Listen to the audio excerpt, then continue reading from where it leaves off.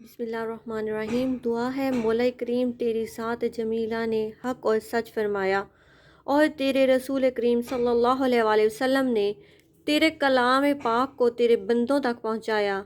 مولا کریم بوسیلہ جلیلہ حضور سرور کائنات فخر موجودات صلی اللہ علیہ وآلہ وسلم قرآن کریم کو ہمارا امام، نور ہدایت اور رحمت بنا دے، اور اپنی خاص رحمت اور فضل و کرم سے قرآن پاک کا وہ حصہ جو ہم بھول گئے ہوں اس کو ہمیں یاد کرا دے۔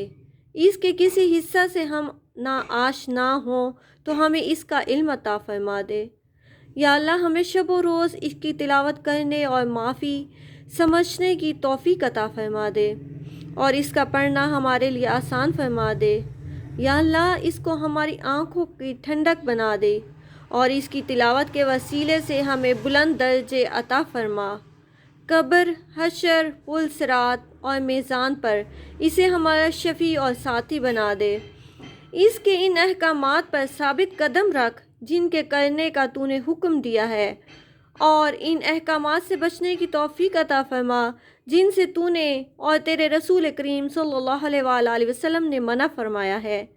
مولا کریم، ہمارے دل کو قرآن پاک کے نور ہدایت سے منور فرما، اس کے حقائق اور رموز کو ہم پر منکشف فرما۔ بے شک تو ہی ہماری دعاؤں کا سننے والا اور ہر سائل کی حاجت کو پورا کرنے والا ہے۔ بے شک تمام تعریفیں تیرے لیے ہی ہیں، اور بے حدود بے شمار درود پاک نبی کریم صلی اللہ علیہ وآلہ وسلم اور ان کی آل پاک اور صحابہ کرام رضوان اللہ علیہ اجمعین پر ہو۔ مولا کریم، ہم سب پر اپنی رحمت نازل فرما، بے شک تو ہی ہدایت فرمانے والا ہے اور سیدھے راستے پر چلانے والا ہے۔ تلاوت قرآن پاک کے بعد جہاں اپنے لیے اور اپنے عزیزوں کے لیے دعا کریں، وہاں میرے لیے بھی اور میرے بزرگوں کے لیے بھی اور ہمارے ادارے کے لیے بھی دعائے خیر فرما دیں۔ بہت شکریہ۔